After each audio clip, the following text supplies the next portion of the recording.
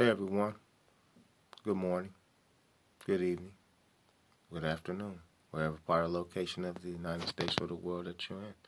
This information that I'm going to be giving you today will be this life-saving information that you will ever need. And if you have any questions after I'll give you this information, you can call me or email me at the addresses below. And I hope you subscribe to my channel from this point forward. All I do is give life teachings, and that's all I'm about. So I hope you enjoy. I just like to get right into things. I'm not the one to shuck and jive or bull crap or any of that stuff there. I just like to give you the information straight and direct. And if you have any questions or concerns of, like I said, you need consultation afterwards, I am not free because I'm going to give you everything that you need here to do it yourself. But if you want me to help you or guide you through the process of doing these things, my time is money. Money is time. So, for that matter, there it is there. First things first, how to go about to set up a CPN or Ssn for success. First thing that you can do, if you're going to use a CPN, the best way to do is go through the Ssn validator. Ssn validator, go through there, put your prefix in of your state. Whatever your prefix is of your state, put it in there. Find your state. If you don't know what prefixes are, every social security number has a prefix. And it's all determined by what state you're in or where you were born, what state you were born in. So get that information there first. Do that. Then after you got that, or you have your social Ssn already, you're good. But make sure if you're going to use your Ssn for this process that you have no derogatories on your file. If you got any derogatories on your file, it's not going to help you. Nobody's going to lend you any money with any type of derogatory, even if it's just one. I don't care if it's $1 that's old. You're not going to get any money from that. So you got to have a clean file. Absolutely. 100% clean file. If your file's not clean, you will not get anything. Seriously. So we're at stage 1 of this process of finding your prefix. So once you have your prefix, after that's done, go, like I said, go send it through the Ssn validator. You want it to come up nobody else's Ssn. If you have someone else's Ssn or they're dead or anything of that matter, I advise you not to use it. You can't use the government's things. That belongs to the government. On the back of every card it says return this to us after you use it or whatever. But do not use anyone else's Ssn. There you have it there. If you want to get yourself in some trouble or with the state or government, use it. But I'm advising you, do not use it. Don't use that. And so therefore you got your, so you've done that. You ran it through the Ssn validator. It came up that there's no one else's Ssn. So what you want to do now is take that through, I'm not going to give you the source on this, but if you contact me in private,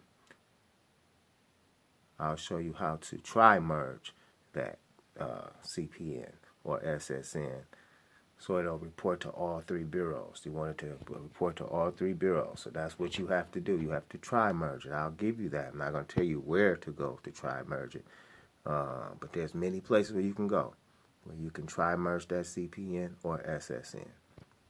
So you do that. Once you try merged it, now it's reporting to all 3 bureaus. So you're set up. What you have to use with a CPN, you have to use a new address that's previously unattached to your current address. So that's very important. I'm going to repeat that. If you're using a CPN, you cannot use the current address where you're currently staying or living, or you're currently receiving your mail.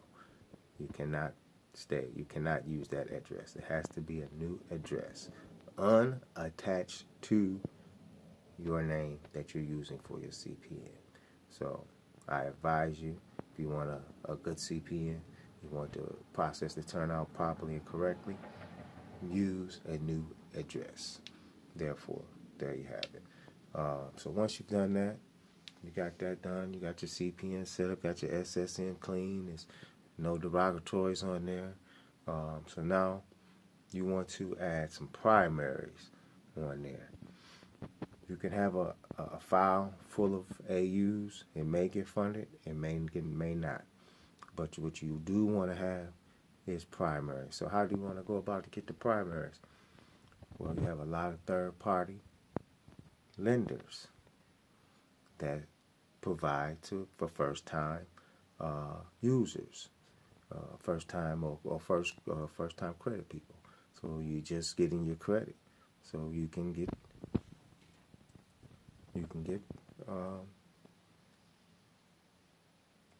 starter credit cards. That's what you want.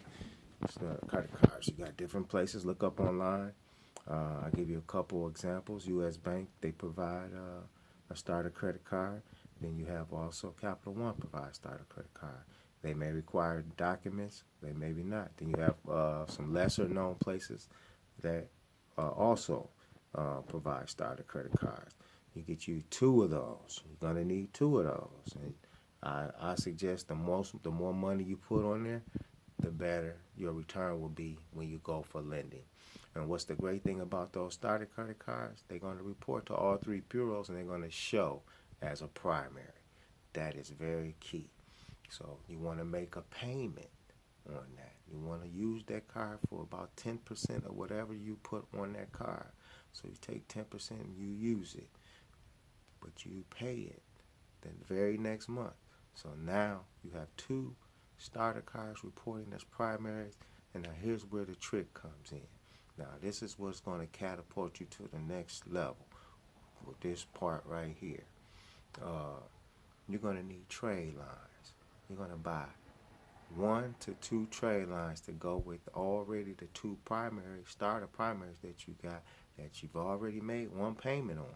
So you got a beginner's history so far. So what you're going to do is find you 2 trade lines. Now, if you need to know what trade lines are, you can hit me in the private. I'm not going to tell you on here.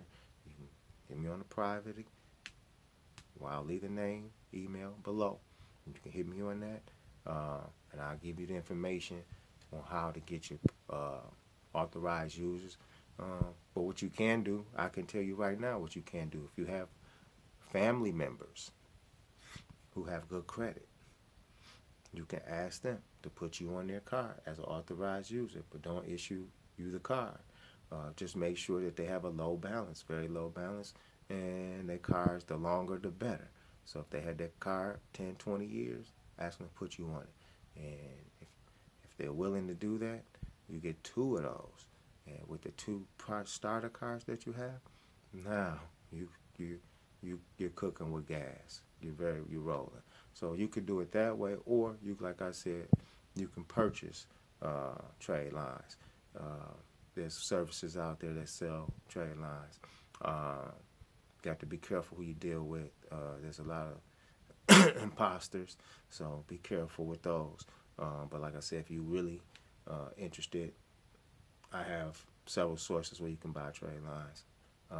I've been doing this for over 7 years now, so I can tell you where all the trade lines are, which ones are good, which ones are bad, who report, who don't report, and who you can trust. Pretty much, that's the key and more important thing, who you can trust. And once you've got this set up, what I suggest, once you've done that, now you should after about 2 months after doing this, you should have about a 750 to 800 credit score. If you got the right trade lines, I always say you should try to get at least trade lines with 4 years or more seasoning. If you got 4 years or more seasoning on each one of those trade lines with the 2 starter trade lines with decent limits on them, you should be able to go to the lender of your choice. If you need lenders, like I said, hit me in private again. I can give you a list of lenders who you can contact, who works with CPNs, who works with trade lines. I'll give you my list of lenders. Just contact me in the private, like I said, and below. Email or phone. I'll give you the list of lenders. Like I said, everything's a cost. I'm like I said, I'm straightforward to the point. Giving you the information. This is all free information. You can Google this information and find it yourself. But if you just want to straightforward to the chase, someone who's already did the research, who already been through the ups and downs of it, I'm your guy. I got it for you. I could do it for you. But my time is money. Money is time. And I'm not cheap. So there you have it. But also, like I said, but once you have that set up, you can go pretty much to any lender. As long as your file's correct, got the information that they require. You get your credit cards. You can go get your new property. Not buy. You can't do anything with the government, FHA, or any of those type of loans. So don't try. Just go to your traditional lenders, your credit card companies, your banks. And I also suggest, if you really want to take this to the next level, get 2 or 3 of you together, create a company, an LLC, use your and get a business loan, and take it and get a business loan, and create a business through it, as opposed to using consumer debt, creating consumer debt that you just bought some stuff that's going to be frivolous 2 or 3 years later. Why do that? What you should do is take this information, 2 or 3 of your friends, and build your company with this. That will be the wise things to do, I would say, because it's very powerful once used properly. Don't abuse it, but it's a freeing mechanism for your life. I love to get this type of information. There's tons of it I could give you. I have several money-making formulas that can be processed and used that you would enjoy, that will free your family up from some of the strife and tribulations that we all go through from day to day. Even now, still today, because it takes discipline. You got to have discipline. A lot of many you may have, but you know, it's knowing that you can be better, stronger, faster, like Steve Austin. So take the information that I've given you, CPN. I call it Cpn Magic or Ssn Magic. It's if you do the things properly, you can take everyone in your family, create a CPN on them, clean their Ssn up on them, start a card, take the 2 starter cards. Most starter cards from 200 to 3,000 to 5,000. Like I said, the more that you add onto the cards and keep the balances under 10%, you're going to get a better return on the loans that you receive. So that's the best way to do it, I think. And it cuts out all the you showing the history, you giving everything, you fulfilling all the requirements that the lenders need. And especially if you got a good job, a decent job, or you don't even have to have a job. Most lenders will lend without even a job. That's why I say do it as a business startup. Once they see all 3 of the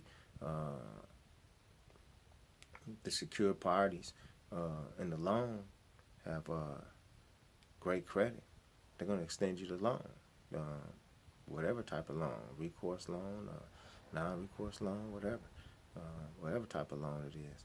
So you'll be able to get that. It gets you over the hurdle that a lot of us face when we're trying to get money to start our businesses, small businesses, or any type of business. Then you can take that little capital that you're generating to do bigger business deals. That's what it's really all about. To becoming wealthy, trying to create generational wealth, not just some fleeting wealth that's only going to last temporarily. We want to create wealth that's going to last generationally for our family.